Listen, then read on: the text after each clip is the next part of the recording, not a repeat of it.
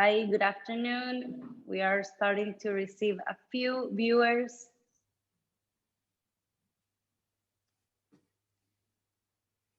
Oh my God, people are very, very punctual. That's good. They were impatient to be at that webinar. Yes.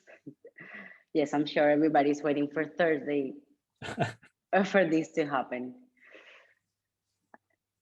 Okay. Hello, everybody. Thank you for joining. We're gonna give a few more minutes for everybody to arrive, but I wanted to say thank you anyways.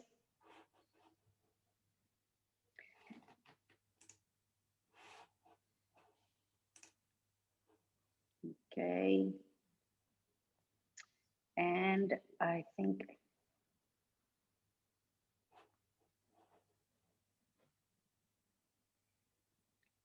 okay, we have 13 people at the moment. Again, I want to say thank you for giving me a little bit of your afternoon. Well, thanks for giving us and for everybody.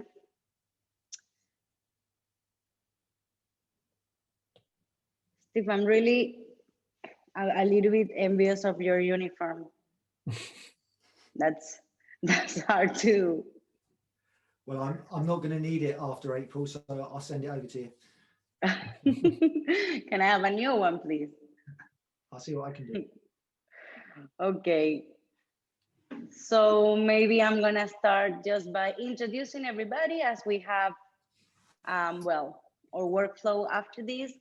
I just wanted to say it's a huge pleasure for me to share this digital space with you. This is my first webinar or digital meeting. I know it's going around quite a bit, but thank you.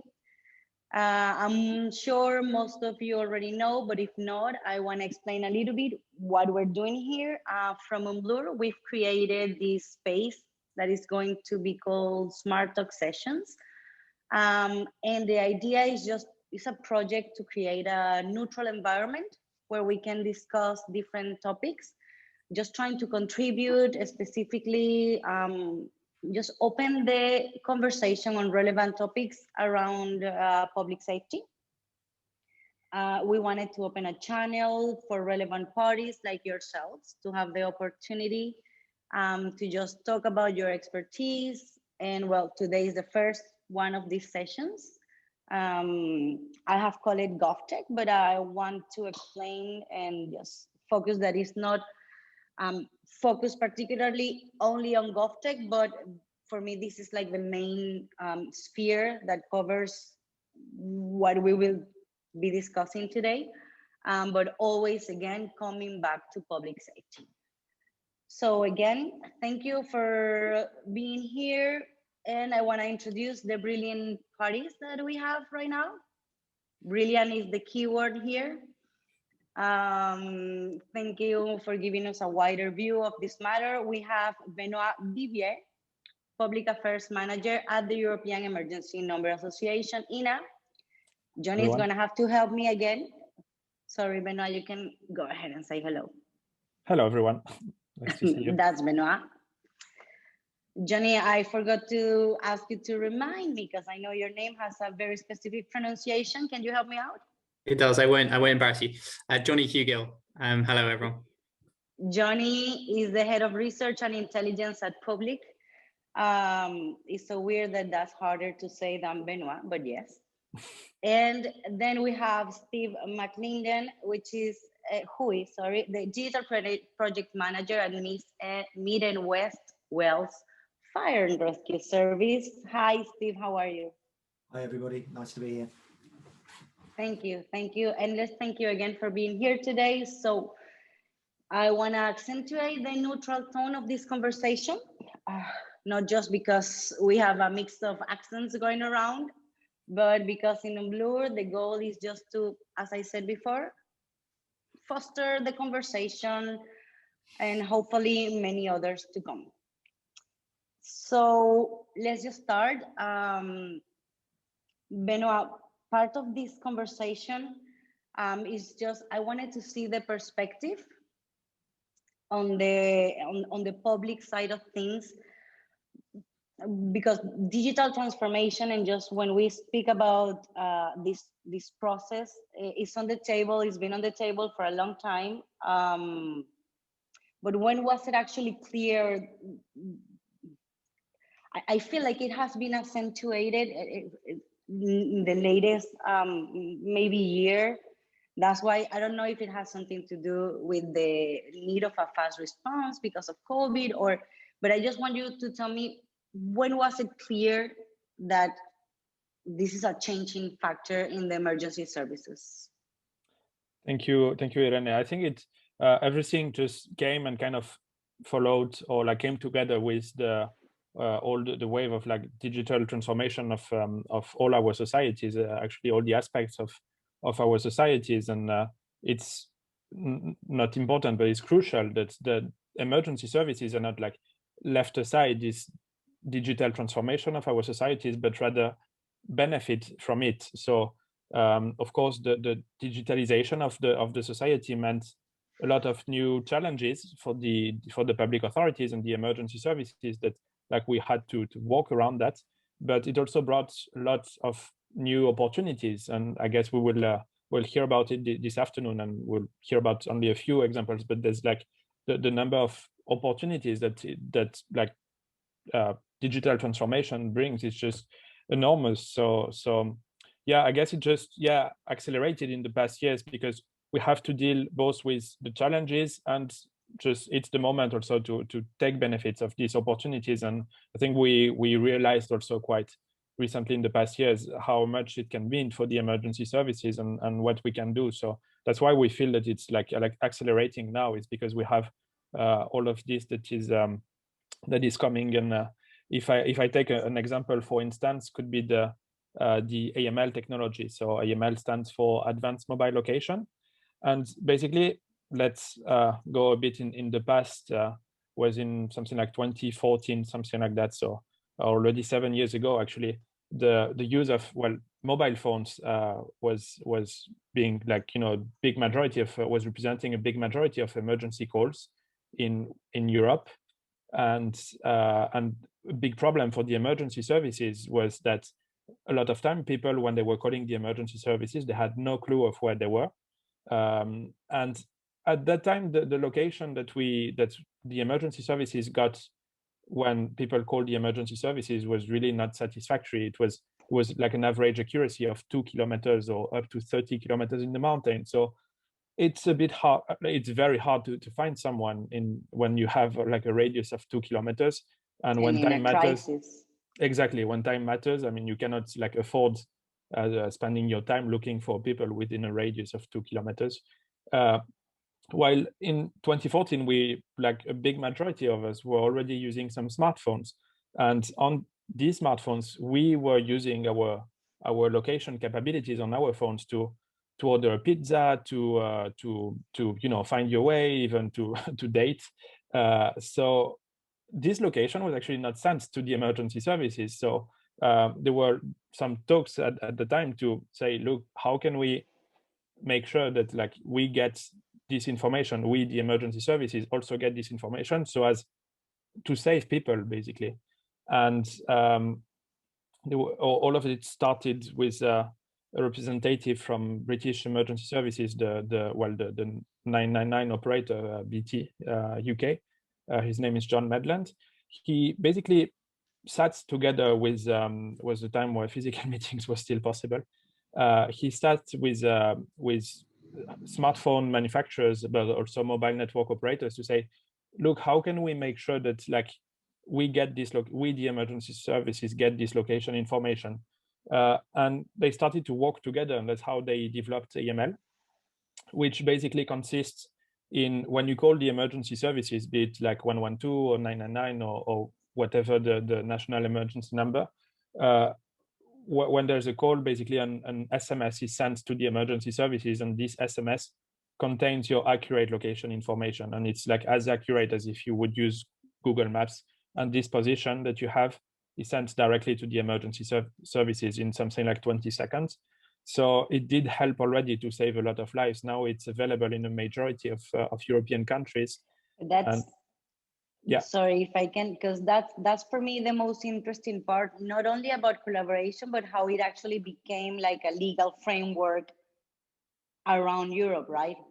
Yeah, exactly. So it started with, so first of all, actually, it was like kind of like voluntary, like there was no legal framework. So some countries implemented it, but like as importantly, also some mobile operators like included that in the, well, not the mobile operators, the OS developers and the smartphone manufacturers included that in their devices. Like we actually went to see Google. It was in, I think, in early 2016, and they directly jumped on the idea to like include that in all the Android smartphones in the world. So I think that's a great example also on how tech companies can also, you know, when they're in touch with the emergency services and like listen to their requirements and so on, how they can actually develop things that would help making the users safer actually. So all of this started like without a legal framework, and a few countries also implemented that within the borders.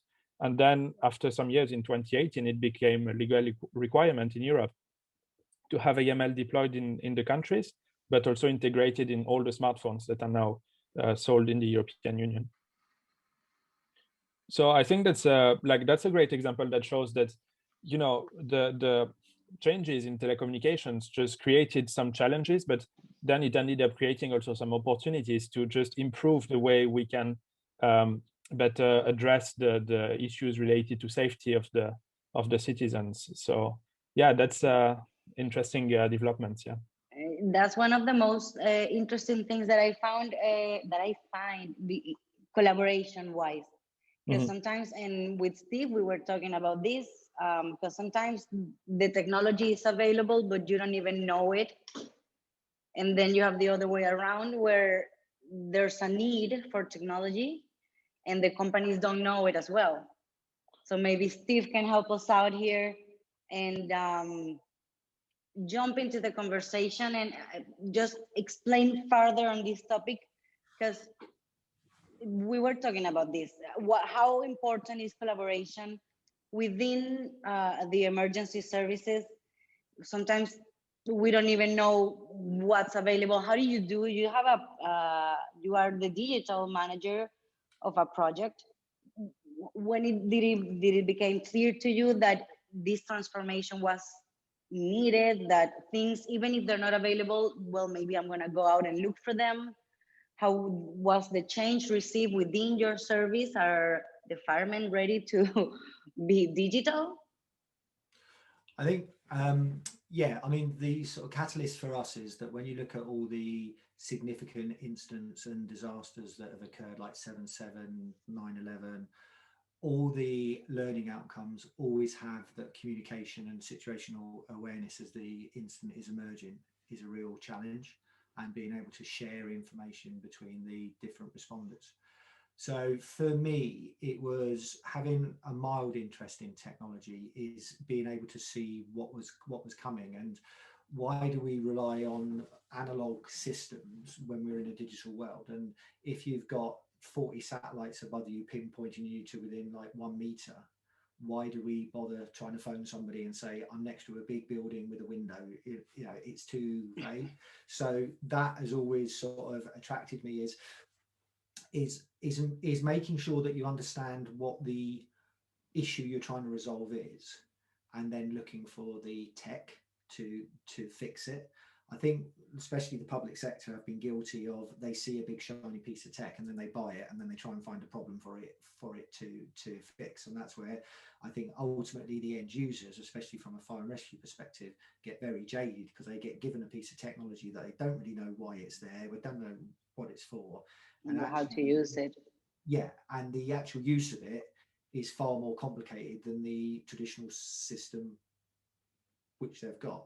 So I think definitely the work that Benoit has referred to is critical. And I think, you know, we are, especially from the fire and rescue perspective, we are probably at the point where smartphones were 10 years ago. Everybody's becoming aware of it, but nobody's quite sure how it relates to them and how it's going to work. And I think in 10 years' time, we'll look back and say, how did we ever manage incidents, or how did we ever communicate with other bodies without Benoit actually just said that right now, like, how do we find somebody? We can't, and actually we were doing that not so long ago, right?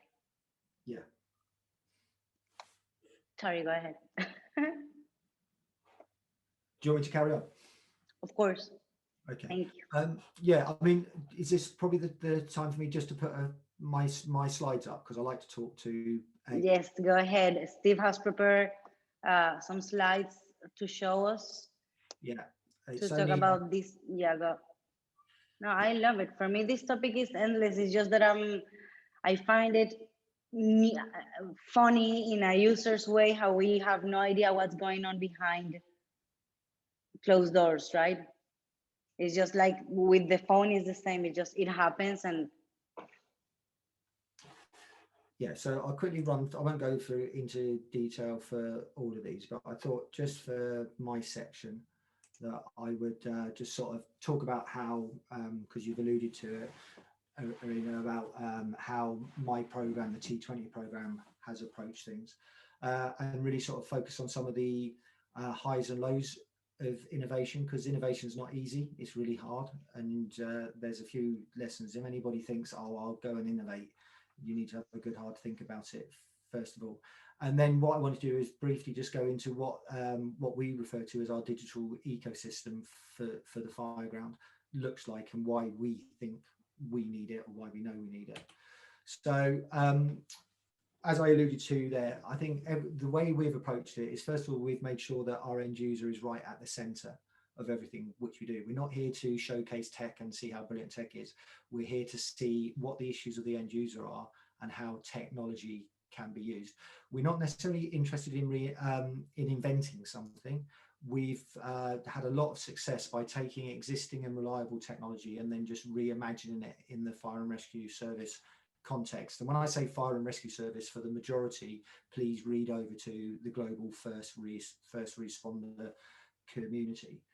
So what we've always said is technology may not always be the best option, and the sort of urban myth that I like to quote is, there's rumors that NASA spent $4 million to create a biro that worked in space, and the Russians just used a pencil. Does exactly the same job. So that's the approach which we've applied. What we've also made sure is that we know when you want to develop something collaboratively, especially with end users, if you have a blank sheet of paper, you end up with the Willy Wonka version with all the buttons and bells and everything else. So we saw our role as the T20 team was to guide people by doing the research, getting the understanding, and then presented a partially filled view of what a potential solution is, and then get the end users involved in doing the final design. So you were able to move it forward, but also the end users felt a sense of ownership and understanding as to why this tech was going to be there.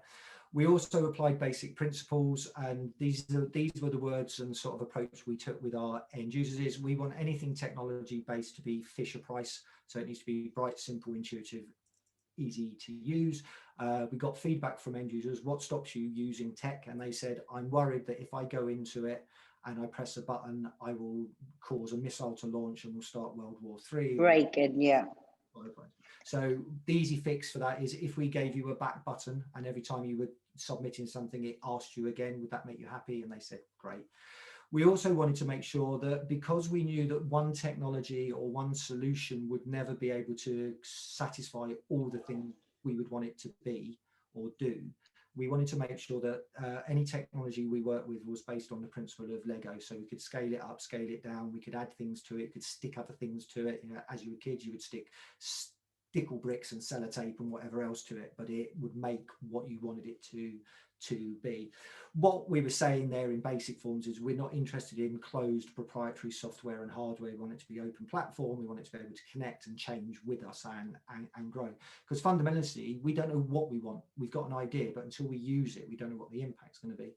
We also wanted to make sure that any systems we bring in, it operates on the principle of Ohio, which is only handle it once. So there's one single set of data.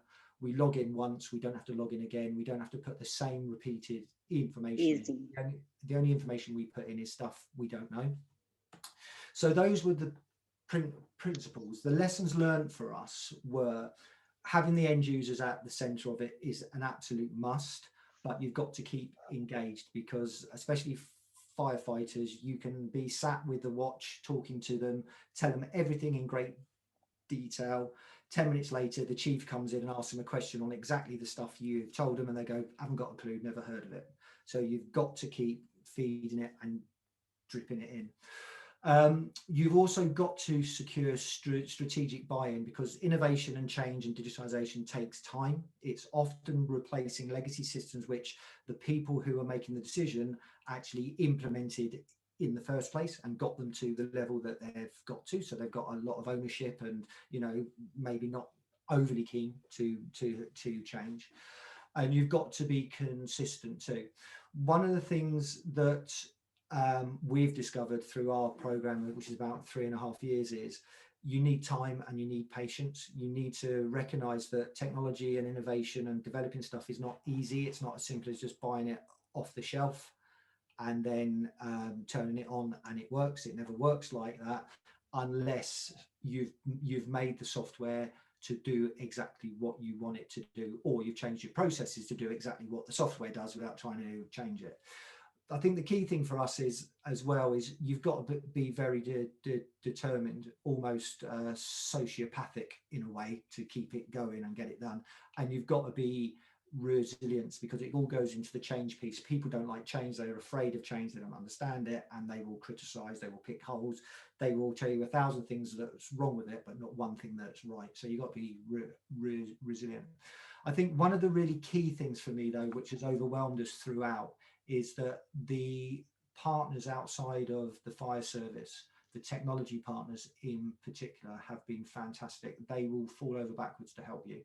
You know, we've been lucky that we've had conversations with really big blue chip companies like Microsoft, Oracle, IBM, Intel. They're all interested, Vodafone, they all want to know, and there's a real appetite, especially when it comes under the first responder and public safety banner. So those are the lessons learned. So the next question is, when I talk about ecosystem and digitalization, what I'm looking at, the first question is, why do we need it? What do we need this for? And fundamentally, it's really to make sure that we have our own version of the truth, because more and more digital cameras and Twitter and everything else is sending information out. There's no quality assurance as to when that was taken, what angle it was, who was sending it, whether it's been edited and everything else. So why wouldn't we want our crews and our responders to have control over the imagery and the data?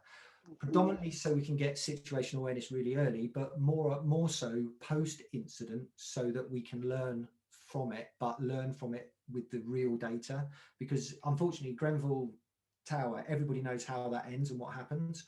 I can guarantee Michael, who was in charge in the center of the building, probably for the first hour, had no comprehension as to what was going on outside.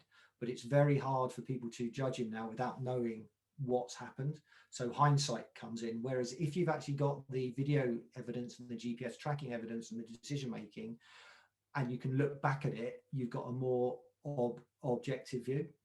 So when I talk about a digital ecosystem, what we're trying to do by bringing the ecosystem is to take the chaos that we're faced with and all the information that's being pushed upon us, and using sensors and technology is enable us to take a step back, make sure the information gets collected, but instead of having it pushed on us and trying to make a decision, we can then go in when we're ready and draw the information so we change the operating message from push to pull. So we pull the information up. So we go, right, what's going on around the back? What's going on the side? What's the thermal imaging looking? What's this data? And it's a much more controlled way. So this ecosystem is made up of sensors, which is cameras, tracking devices, or anything that gives us information or awareness that we haven't got. We obviously need to create a mobile network. I say that predominantly because my service, Mid and West Wales, which is 2/3 the land mass of Wales, is predominantly rural and remote. Rural because apparently fields of sheep don't have much use for mobile phones, so there's not much coverage there. We also then wanted to make sure we had a software platform that brought everything in, and this is this open source, this where so we can access it. And then we wanted to look to the future as well. We want to look at where AI and ML and mixed reality can come in. How can computers declutter the information to then present it in a way at the right time to support the incident commander? When we talk about AI and ML, we're not looking at replacing any of the decision-making processes which we got now. It's an enhancement. It's a tool within the toolbox. So this is a very quick slide of what we see our digital fireground looks like, and this is what we're currently implementing within Mid and West Wales. So we've got 4G Wi-Fi routers with GPS on our appliances, which creates our Wi-Fi bubble. We've got GPS, we've also got body cameras, we've also got RFID tracking and tagging, and we work with our partners in Accelerate to create a portable 4G Wi-Fi router which we can take up mountains, so when we're doing a wildfire and we can't get appliances there, we can still take our network with us. Just hopefully this will change in a second. So this is the really critical part for us then, is about how do we present the information, and this is going to be a shameless plug, but I'm really proud that myself, my T20 program in West Wales, have worked with Unblur for the last 3.5 years, and we've been working with them to develop the Iris Core platform. And what this is a really casing example of what open source information management and situational awareness, or incident management situational awareness tool looks like. So you've got the traditional mapping where you can do point of interest, do sectors, you've got GPS tracking of appliances, GPS tracking of people, and then you've got the situational awareness side where you can have your drone feed coming in, you can have the thermal imaging feed. This is actually another project which we've been working on, which is actually real-time tracking of firefighters in GPS denied in environments. And again, it's providing this overall picture. And the other focus with this is that this is available to anybody anywhere in the world. So we can now expand the expertise of the fireground to include multiple people without having to be there. So I just need to get to the next slide. Anytime soon. The distance. Yeah, the other thing that we've developed, and it is very much sort of ties in with what Benoit was talking about earlier on, is we've been able to take traditional 2D digital CAD plans, and we've created a software platform that then converts them into interactive 3D. Now with AML data, wouldn't it be great that if we've got a high rise and we've got people trapped, when they're phoning in, we're getting their GPS location, and then that is being replicated within the model there, so we can start to build a live picture of where casualties are. It also lends itself to the Internet of Things, and there's a lot more smart buildings, and we're working with Cardiff University to look at opportunities that with a proper smart building, which tells us what the building's made of, it senses how the building's operating and working, is then building in things like addressable fire alarms that can track the fire, PAR sensors that can track when doors have opened or people have moved. You know, there's all this data which the AI and ML could start to work with to then say there's a high percentage chance that there's somebody in this floor and in this room, and that will help the incident commander to start to plan and decide their tactics. So we're also looking at HoloLens 2 and Zebra HD 4000, again, to provide this interactive and immersive view. We want to experiment whether it adds value during the incident. We definitely know that post-incident, it will provide a really unprecedented view in. And then the final thing I'm just going to quickly overview is something that we're extremely proud of, is we were able to secure £1.25 million funding early 2019. And my ambition was to enable our incident commanders to see through walls, because when we commit crews through a threshold into a building, we've only got a really good estimate of where they are. What we've been able to do is we've been able to develop with two companies, Brownwidth and Oxford Grieve, this instantly deployable. And when I say instantly deployable, it's single action and operating within 90 seconds of turning up. There's no infrastructure, so you don't have to lay out pucks, you don't have to tap into anything, it's just there.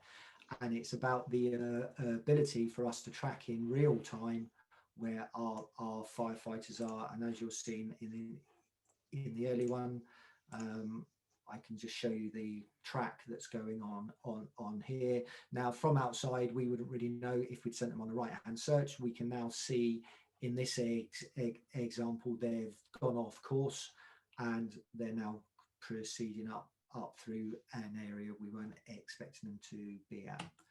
So really, these are the sort of things that we've been doing, but this is just a sort of view of what we think the future of first responders technology is going to be, and this is where the heads up displays come in. We always sort of align it to Star Trek. You know, things that you see in Star Trek in the 70s and 80s are now becoming the reality now. So, you know, it's all possible, and it's all designed to make the first responder safer.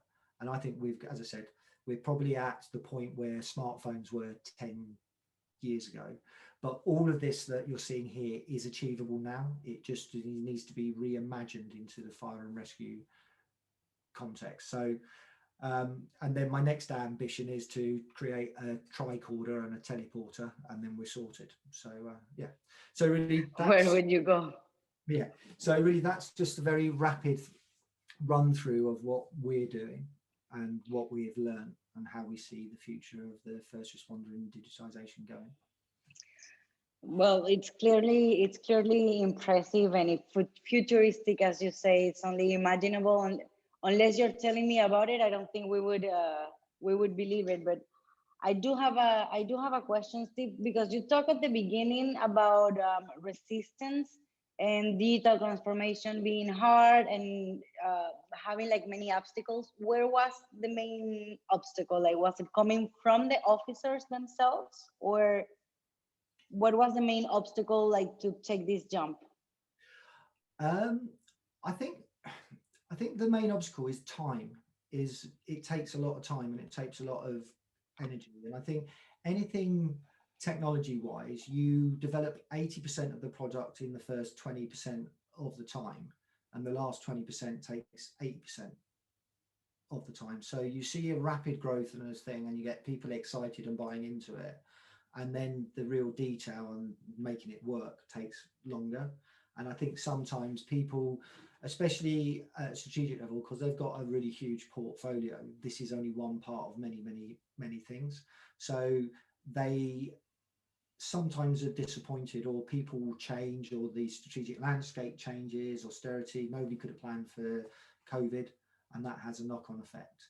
So I think, again, is the biggest barrier is basically time and maintaining a continuity, because even within my team, I'm the only constant person. We've had 2 sets of teams through because of changes and everything else. So, and that's the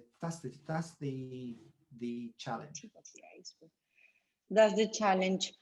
Well, we have Johnny also. Thank you for that presentation, Steve. I think it's very enlightening. Johnny, Irene, I can jump in on some of the things that Steve just mentioned, if useful. So a couple of things. I think so. As I said, my perspective is a bit more sort of across the public sector, local government, and central. I think there's lots of lessons that are comparable. We Public, the company I work for, we are primarily invest in and support GovTech companies who are trying to work with government. One of the other things we've started doing is we've started sort of big innovation training, technology training, but like really kind of fresh new approaches to innovation training in the public sector. And we've worked with the RAF and the Royal Navy on that. And a lot of what Steve was talking about in terms of some of the cultural and organizational shifts that need to happen there were just really fascinating to see firsthand, because we came in, it was driven by someone who feels a bit like Steve within the RAF, who was sort of really keen on this, but there were a lot of people who were quite skeptical. There were priorities that seemed to be more important than this. But what we found, we did a sort of innovation training program for about 6 months with a bunch of Royal Navy officials, and by the end, including a placement at a high growth UK startup for a extended period of time. All of those officials then went away, took everything they know about their job and where they could do things better, and started developing new products, new ideas, new business cases, completely new approaches to what they were doing. And now a number of those things have actually turned into products that are being taken forward either in partnership with private sector or internally within their digital and technology teams. And we just saw this absolutely amazing mindset shift of all these people who had never really been exposed to this way of working, who were just sort of like, wow, this is amazing. It was really intoxicating. And then by the end, we were able to convince leadership of the value of it, just because it had translated to some really excellent outcomes. When leadership sat in on the demo days of the new services that had been redesigned, they were just really, really positive about it. So I guess the takeaway point is you absolutely do need someone who's at the top, able to kind of consistently drive through what will be a bit of organizational resistance. But I feel like once you take the organization on a journey and they get to do this stuff firsthand, their excitement and enthusiasm often overcomes everything else. Well, that's true. And you talk about somebody at the top trying to lead a little bit the process, but again, we come to this side of your expertise. What about the procurement challenges, the difficulties coming from that side of the government? Sometimes you have the people willing, the project, the interest, and then it takes time, and then it takes whatever, Yeah, that's right. And what about that side? I think that the obviously the sales cycle is a big part of some of the time that Steve outlined, that these things can just really drag. I was actually I was part of the Cabinet Office's advisory board who are helping to redesign the UK government procurement rules. And I mean, anyone on the call who's interested in technology and innovation, I'd really encourage have a look at the procurement green paper that we've put out at the moment, where the government's currently consulting on it. Actually closes in a couple of weeks' time. I think it's a really amazing opportunity for this community of people who are just interested in trying to drive innovation and change, to sort of have a proper look at the rules that have been sort of holding them back for some time now, and think about how we can do it better. I won't go too boring on this, because procurement discussions can get very boring very quickly, but just a few things. For instance, there was a big reflection that, as we all know, the use of frameworks, which can be really useful for managing supply, can also lock out great SMEs and startups. And Unblur is a good example, right? Unblur have been at a bit of a market disadvantage sometimes because they haven't been part of these frameworks that were set up long before Alfonso ever set up the business. So there's a sort of big rethink of how we can use frameworks more effectively, including how we can use some of the approaches that we've seen in G-Cloud and digital outcomes and specialists, which I know are becoming more and more popular in the public safety sector.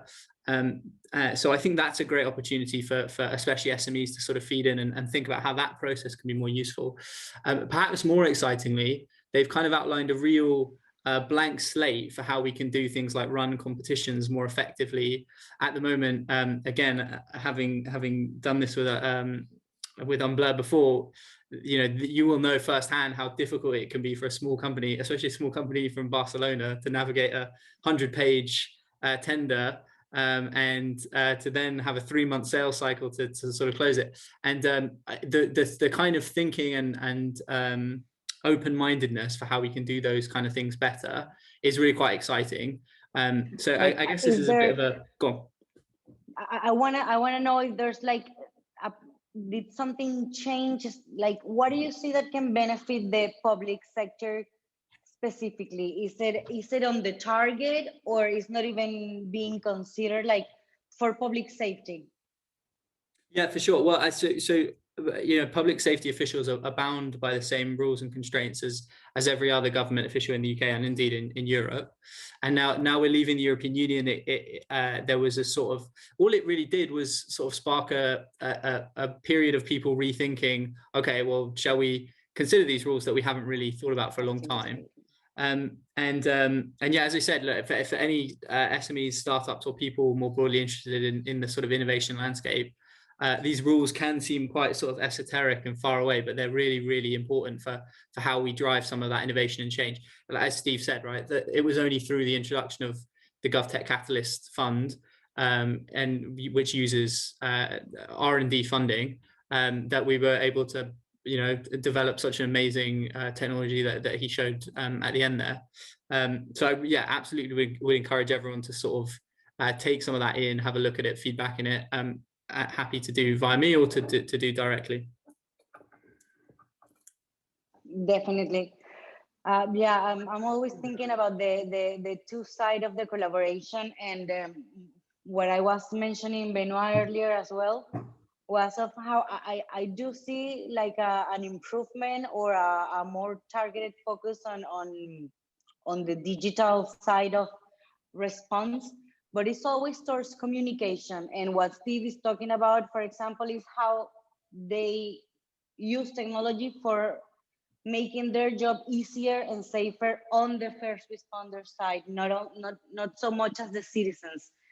And like because I'm just putting in my brain together all of the 3 point of views.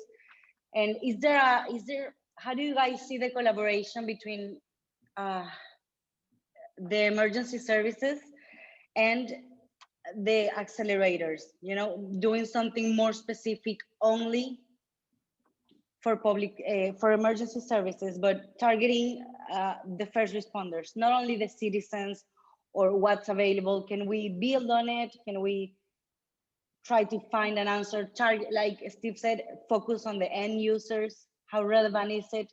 If I can respond to that first, and actually link it to the great presentations I've heard before. I think, Steve, you mentioned something that is very interesting, is that, so first of all, digitalization takes time. And you see that in the sector of public safety, people are often like a bit scared of change, because there's one thing that is very important in our sector, is that like the key word for me is digitalization, okay, but like the key thing is reliability. Whenever it's about saving lives and public safety, you need to make sure that what you implement will always work, because you can't afford have something that doesn't work for a second. And I think there's a bit the difference between, like, let's say, regular users and the public safety users, is that, for instance, myself, like my newest phone, I mean, if now it doesn't work for 5 minutes, like really, I don't care.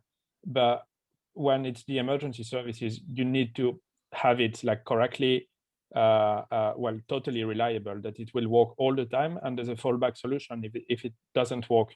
So I think that's what is really important, to understand the relations between like the public authorities and the let's say tech companies, is that like you need to have the specific needs and requirements of the emergency services heard and taken into account in their products, because if it's not taken into account, then it's not usable for the emergency services. It's really specific needs that really need to be addressed in the development of new solutions. Can I just come back to that? Because we actually had a slightly different approach. I totally agree that traditionally that's how it's got to be. It's got to be 110, 10%, and we've got to have 6 of them in case 5 break. And, that's how it's been. We actually took a slightly different approach. And it's sort of, if I can just sort of segue back to Johnny's point about how the new way of developing things, like the GovTech Catalyst for us was brilliant, because it's something which from a commercial point of view wouldn't be viable for a company to go out and do.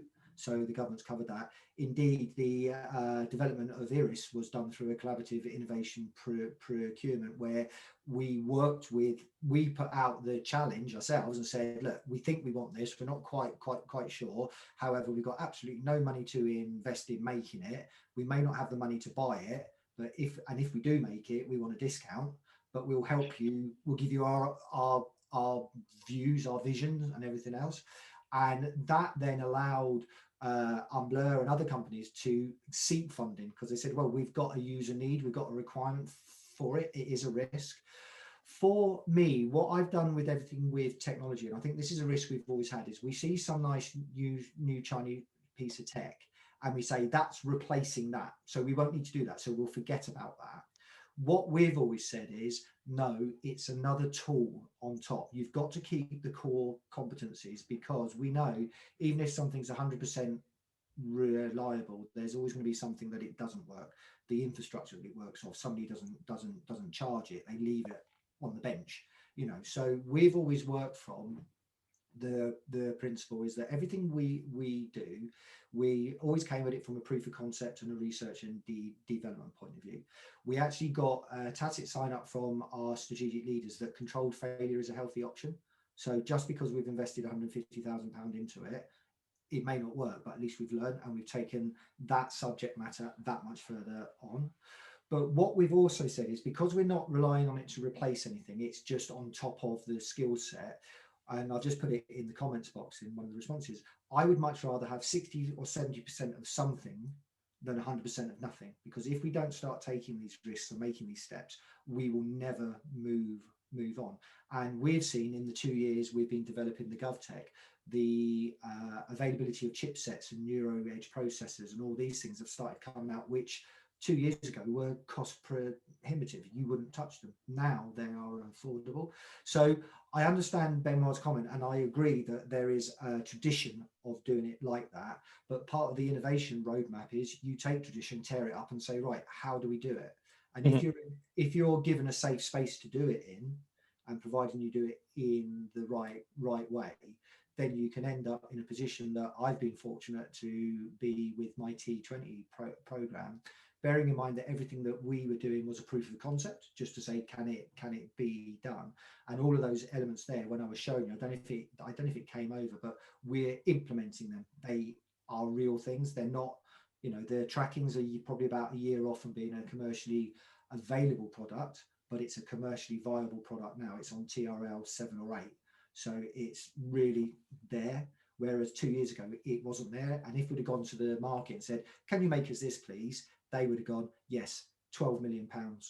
And what's the market? You know, so, you know, there is, I think this is part of, and this is the really good thing about this discussion, is it's about having this healthy, open sort of conversation about, well, just because we've always done it like that, and the manufacturers and the government has always assisted on that, does that actually work? Because as I said, I think we're going to see technology in the first response more effective. It's going to go like mobile phones are gone. Suddenly they weren't there, then suddenly everybody has them. You know, so I think there's really exciting times. Yeah, I'm with you. Can I just jump in on there something, Irene? Definitely. And I think that the approach you outlined there, Steve, again, I would say it probably isn't always, and this is Benoit's point, right?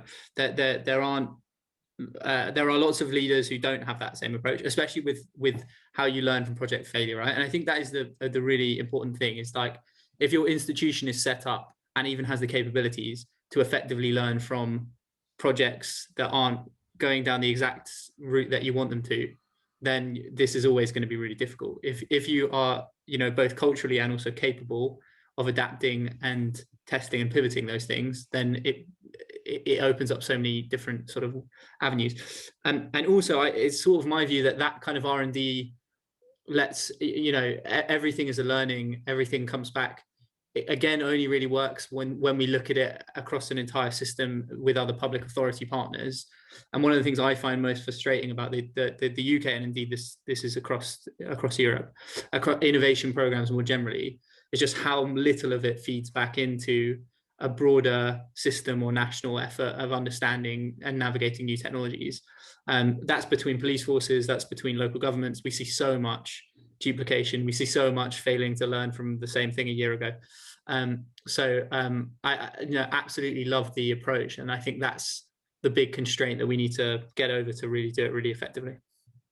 I think, Johnny, one of the interesting things, especially for first responders, is we are conditioned and absolutely brilliant at instant unplanned change. So we could be doing something, then we get a call, shout, and we go.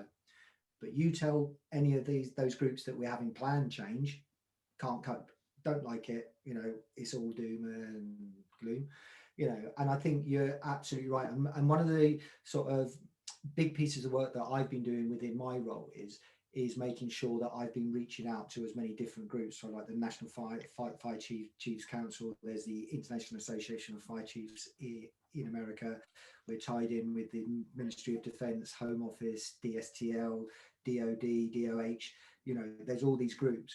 But that's all very well, but there's still this lack of, especially within the UK public sector, we haven't got this almost like a digital strategy saying, if we're going to digitize, let's do it across the piece, because the technology that we've developed, the tracking, ERIS, these maps, works for every public sector, you know, even local authority, it's useful.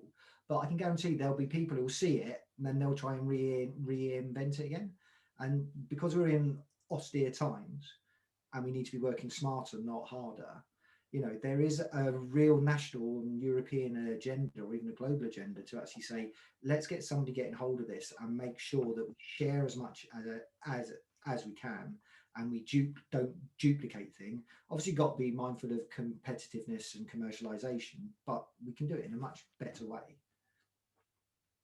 I think from my point of view, the key of what you're saying is having the end users in focus, no? Having the actual needs, because the technology is available, the aid is available.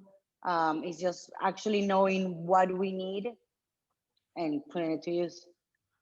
And those end users are the same people, and often there's the same again, Steve, is those end users will be often the exact same people, the exact same end users that the local authorities end users are, and there needs to be better joining out there. The response is going to benefit everybody. Go ahead, of course. Sorry, there's just one thing. Part of our journey with the internal tracking is that having spoken to the Department of Defence, and one of the companies won an NSIN award, the National Strategic Innovation Network in America.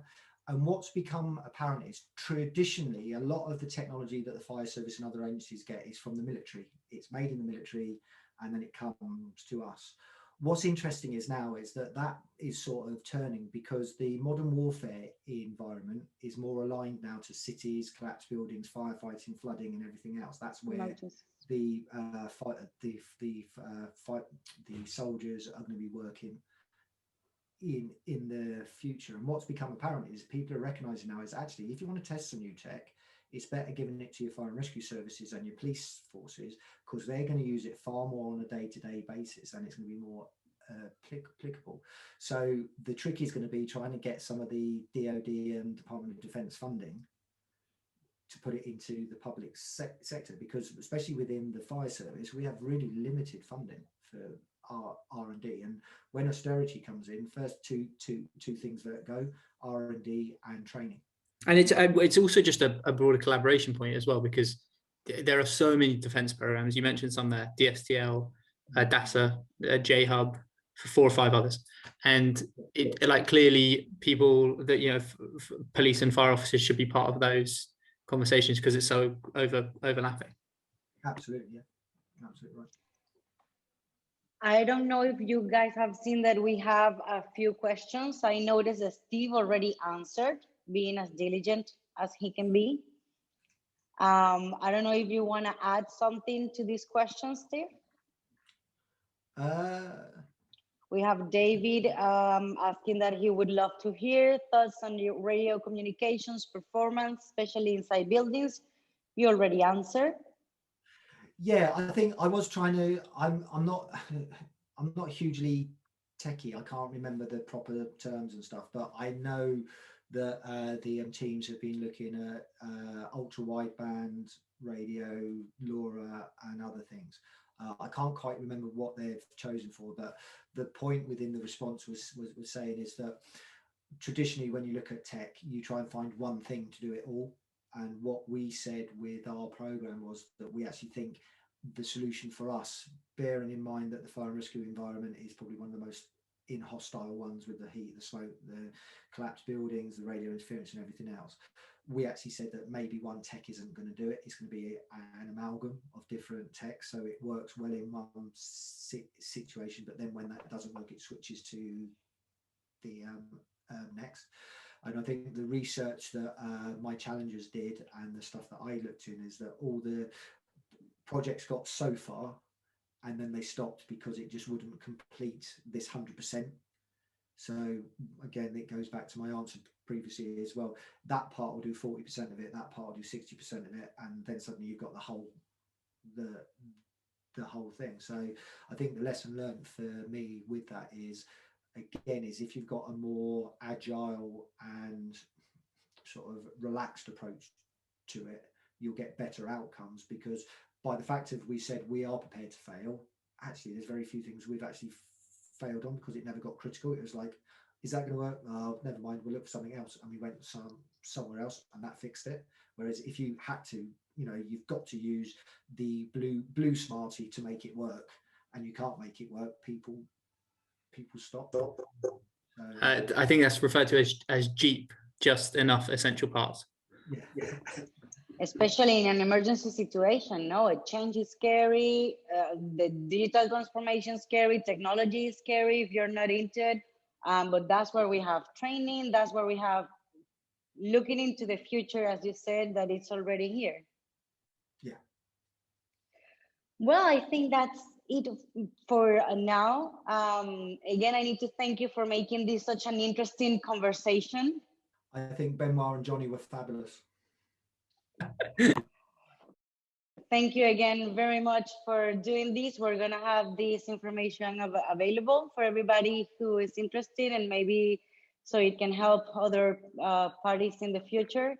And I think that's it. We're going to say goodbye to everybody. Very engaging and informative discussion, says Ken. Thanks for doing this. You're welcome. And thank you, everybody. I hope you have a great weekend. Thanks, everyone. Have a great day.